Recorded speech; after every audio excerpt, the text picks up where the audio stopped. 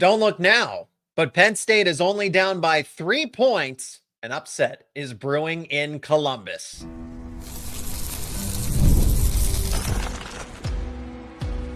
You are Locked On Nittany Lions, your daily podcast on the Penn State Nittany Lions. Part of the Locked On Podcast Network, your team every day. Now, as a massive underdog, that is how you play. That is how you play a ball game if you're on the road like that against Ohio State. You are locked on to Penn State football, and thank you so much for joining me on a live edition of Locked On Nittany Lions, your daily source for all things Penn State sports. My name is Zach Sako, and I'm your host of the show, credentialed media member for both Penn State football and Penn State wrestling. We are live reacting to Penn State proving all the doubters wrong here, 17-14 at halftime. For what it's worth, it's looked really good under the circumstances. A little questionable here and there, don't get me wrong, but 17-14, and it helps when you force a turnover deep inside your opponent's territory, and then convert there for the touchdown after punting it back to them with a little over 2 minutes, when it's like, okay, they can probably score here, and this is 24-7, right? Something like that. But a massive swing. This could have been 20-7, 24-7 going into half. Instead, it's 17-14.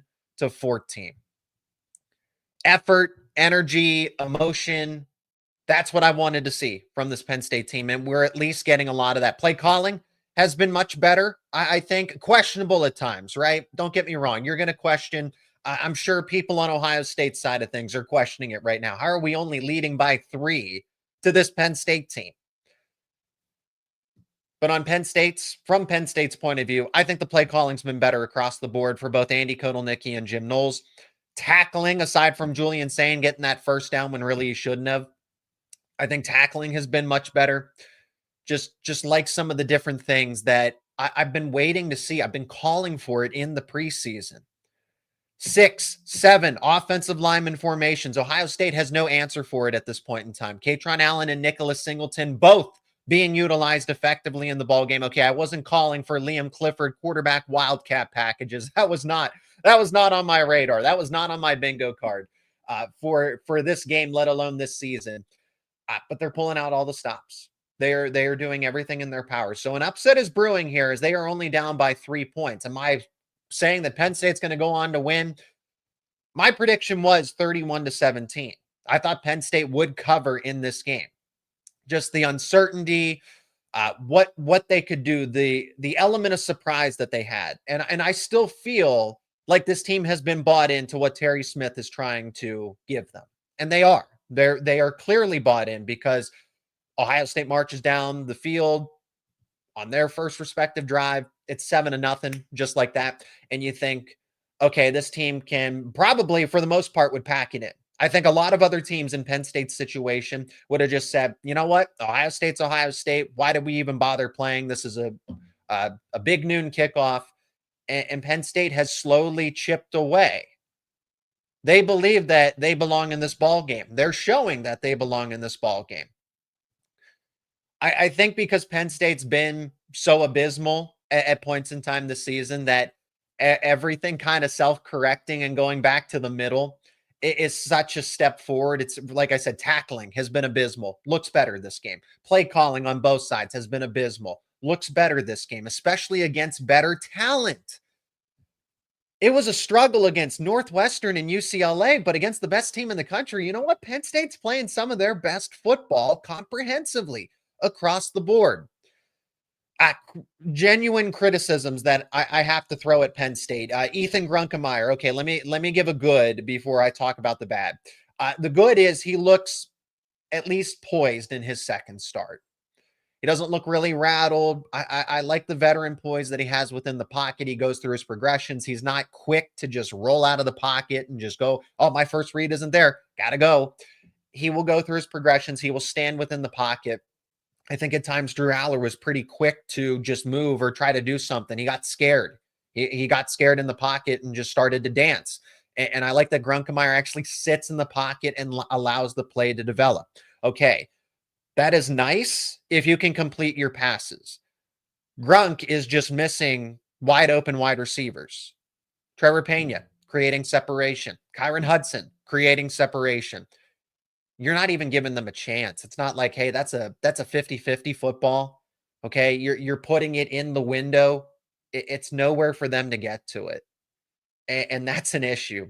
When you are a former 4-star, top 10 quarterback recruit, top 100 player overall, you should be able to make those kinds of passes.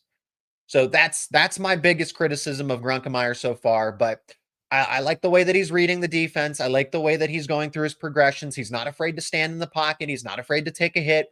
I imagine we'll see him run a little bit in the second half if this game stays close, but probably not too much because, again, the quarterback depth chart goes from Grunkemeyer to Liam Clifford, essentially, because I don't think Penn State wants to put Beckham Kritza, true freshman QB, who hasn't practiced for most of the season because he's been dealing with an injury of his own.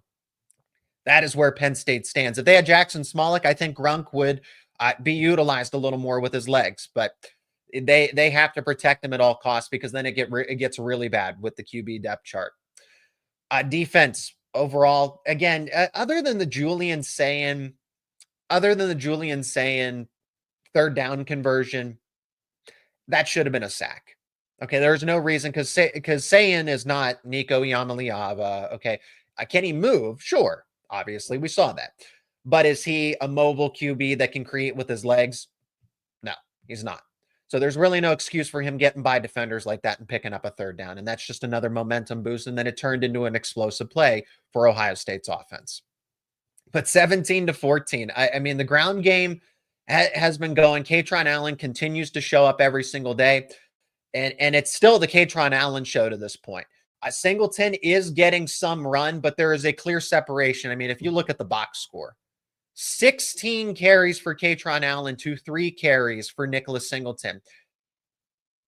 This is, if it was that way against Northwestern and UCLA, they probably win those ball games. I'm serious. That is the feature running back spot that Katron Allen should have been in since Oregon. They should have corrected that immediately, but that's why we are where we are. Okay, since James Franklin was so stubborn to make that movement, to step in and say, look, Katron Allen's just the better back right now. We have to give him 90% of the workload. You can still bring in Singleton in select plays to try to get him going, but you don't make, this is not a 50-50 timeshare anymore. I don't care what the reason is. We can break it down and have conversations outside of that. What's wrong with Singleton? Why is he not playing the way he normally is? It doesn't matter what the reason is. You know what the substance is. Allen is just that much better right now. And it's translating to closer ball games, and it's translating to better production on offense. Until Singleton figures it out, this is how it has to be. But both running backs getting involved today. I mean, each of them have 1 touchdown. And then Chaz Coleman. Oh, Ohio State shouldn't have let him left Ohio. Self-righteous, right? That, oh, the prospects we don't want, we'll just let leave Ohio. Chaz Coleman, proving why they shouldn't have done that. Should have given him more attention. He has a key pressure. I think Chaz Coleman for this Penn State defense has, in theory, created 10 points for Penn State because he recovers the fumble to give them 7. And then, or I guess that would be 11 because he saves 4. So he's created an 11-point swing all by himself with recovering the fumble, giving Penn State an extra 7 points to finish the half, and then getting pressure on Julian Sayin on 3rd and goal when that's probably a touchdown if he doesn't get the pressure and forces a hurried pass. So he has manufactured 11 points for this Penn State team. He's helped contribute 11 points for this Penn State team. And he's from Ohio. Homecoming game for Chaz Coleman. And it's been a while since we've really seen him. Different circumstances. He's been sick. Matchup didn't really make sense because he's not, you can tell he's a little light for defensive end, but he's such an effective pass rusher that when it's an obvious 3rd down situation, get him on the football field. Because against a 320-pound offensive tackle on 1st down and 10, not an ideal matchup. If and when he gets to 250 pounds, that is an every down defensive end. Chaz Coleman is insanely talented. All right. So this is just a brief reaction. If you're new to these halftime reactions, we try to sum it all up briefly here because the second half will be there before we know it. But we are going to continue with this breakdown and get your comments, your feedback as well on this live edition of Locked On Nittany Lions. Don't go anywhere. And this episode is brought to you by Peloton. Peloton is shaping the future of fitness with the brand new Peloton Cross Training Tread Plus, powered by Peloton IQ. It's their most advanced equipment yet, designed to give you real-time guidance and endless ways to move, whether you're running, lifting, or cross-training with your favorite instructors. This is training reimagined. Peloton is built for breakthroughs with tools that help you plan, stay motivated, and reach peak performance. You will love how the Peloton IQ system offers real-time strength coaching.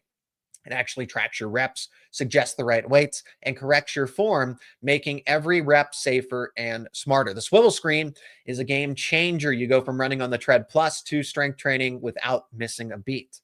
And the personalized class recommendations keep you engaged. You get workouts tailored to your vibe and your energy level each week. So let yourself run, lift, and push forward. Explore the new Peloton Cross Training Tread Plus today at onepeloton.com. That is onepeloton.com.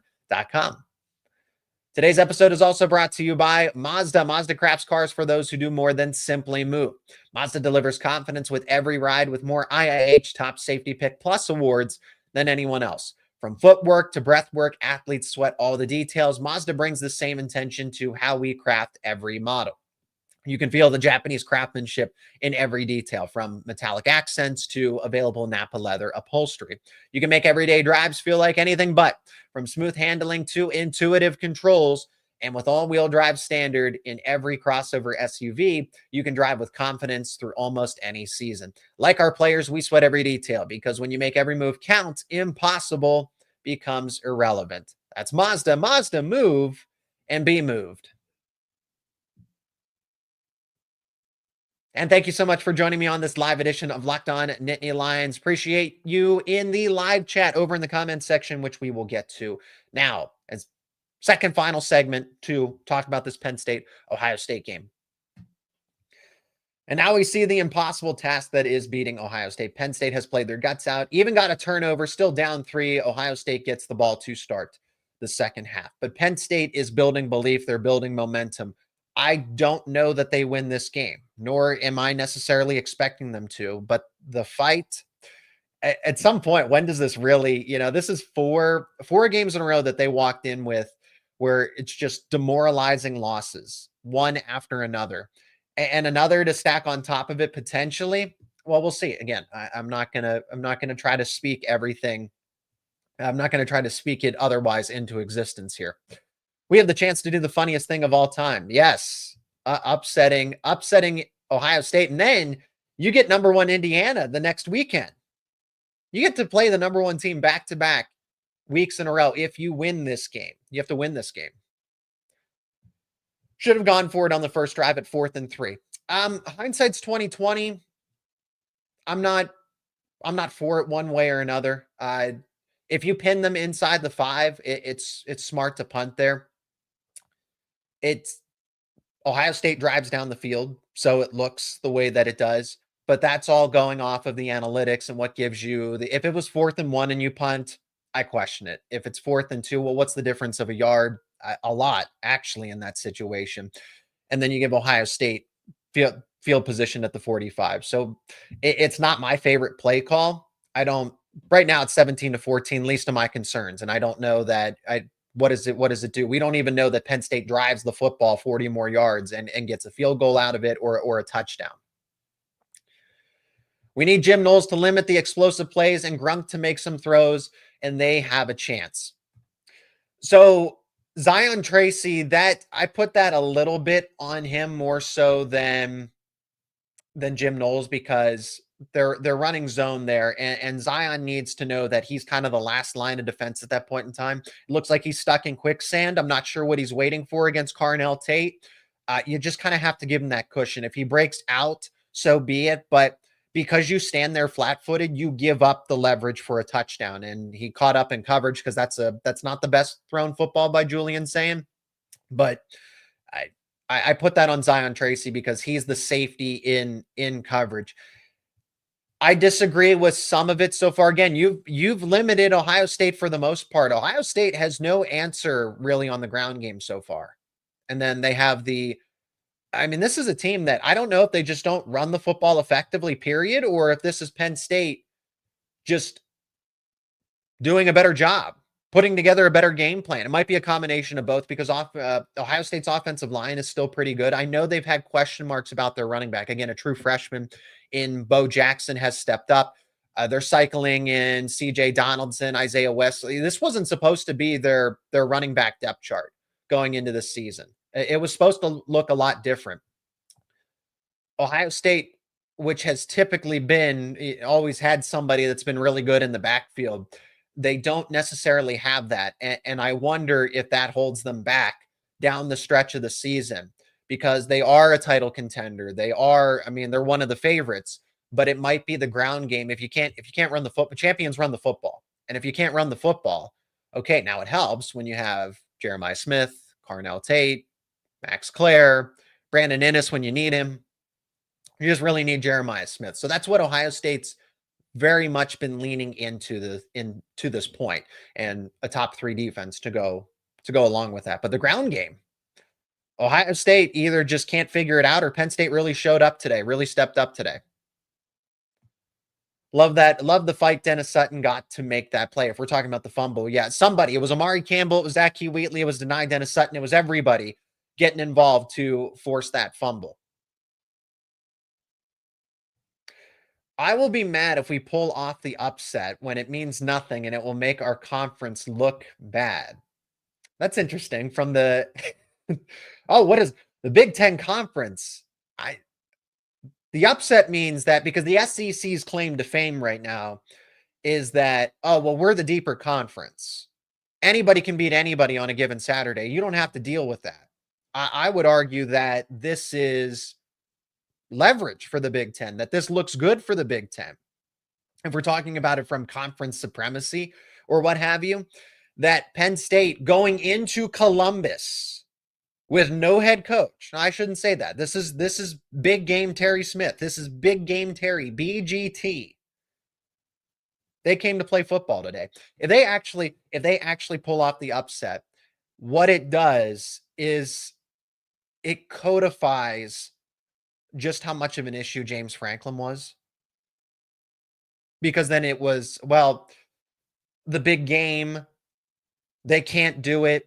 And then the argument, Penn State still just doesn't have enough resources. They don't have enough to compete with the likes of Ohio State or Oregon or Michigan when they're peaking, or any of the top teams across the country. You meet a Notre Dame on a neutral site. Penn State wins this game. That condemns James Franklin.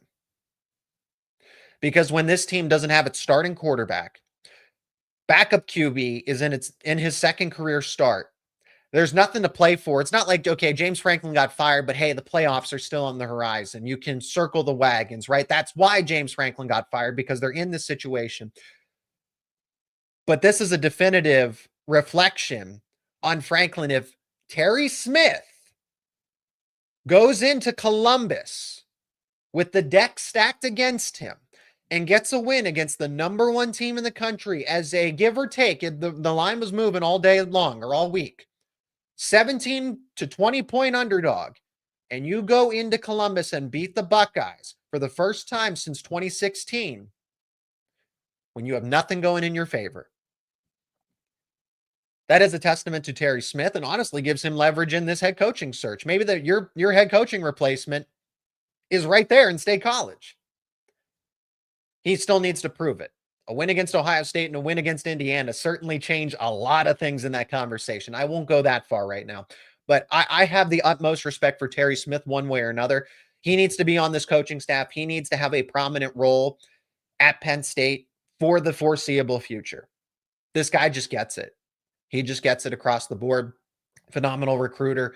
I am happy because I will quietly root for, I guess I'm saying the quiet part out loud to an extent. I will gladly vocally root for Terry Smith because he's an easy guy to like. He's an easy guy to root for. He's a Penn State alum. family Penn State alums. So the fact that the Nittany Lions are in this situation, despite all the turmoil, despite all the heartbreak, speaks volumes of Terry Smith, and it raises more question marks about James Franklin. It really does. Ohio State had an extra. It's not really Penn State. I don't know that Penn State had a competitive advantage other than, the bull in the china shop, or we can go, just pull off the upset, right? Just kind of disrupt things. The passion, the energy, none of that is in Penn State's favor, aside from you can be the underdog. You can play the underdog role. Ohio State is healthier than you. The season's right on a straight line. Everything's still in front of them. Penn State has nothing to play for. And the fact that they're getting this kind of energy, I should say, out of this Penn State team, again, is a massive testament to Terry Smith. So as we wrap this up, because they're getting ready to kick off for the second half, keys for Penn State. Well, complete a couple passes, right? Don't be so one-dimensional. Again, Andy Kotelnicki has been so much better calling plays, again, because it's been so abysmal over the past few weeks that anything looks like a step forward. I get it. It's questionable at times. I'm not here to say that it's perfect. I'm here to say that it's better. It looks a lot better. They're moving the football effectively. You got to get Grunk into rhythm, though. Do not pull out the gimmicks until you can get Grunk into rhythm. Is that a drive-by-drive basis? Perhaps. But you got to find it, because this is still a road environment. This is still a high-pressure situation for a second career start for Grunk. Get him into rhythm, because clearly there is none with the wide receivers. Just quick, easy passes, because I like some of the concepts that we've seen. On the passes he has completed, hey, that's a great concept. Hey, that's a great route combination. More of that, please. And when you run 6, 7 offensive lineman formations to create in the running game, it forces Ohio State to devote extra resources, and then that play action will help maybe set up some explosive plays and create some one-on-ones. I'm not too bitter about Kobe Howard and Tyser Denmark not getting in the game. Again, there is somewhat of a reason for that. It's not that Howard and Denmark are bad football players. I think they should be in the rotation. I think they should be getting more snaps, but they have to be able to do their job. This is not a time to, like, hey, let's just go test a theory, right? They deserve more playing time, but I said it throughout the week. I don't think that Howard and Denmark are going to be able to get separations against Ohio State's defensive backs. You have to win in other ways, like blocking and knowing your assignment. Those things are going to be key to win the game down the stretch. So it's play as close to mistake-free football as possible. Control the time of possession. Terry Smith said it best. Run the football, outrush Ohio State. And so far, they are doing that. I know the game's back underway, so I appreciate each and every one of you for joining me here on this live edition of Locked On Nittany Lions. We'll have more post-game, another live reaction to analyze the result, hopefully a win in Penn State's favor. My name is Zach Sako. Thank you so much for joining me here on a live edition of Locked On Nittany Lions.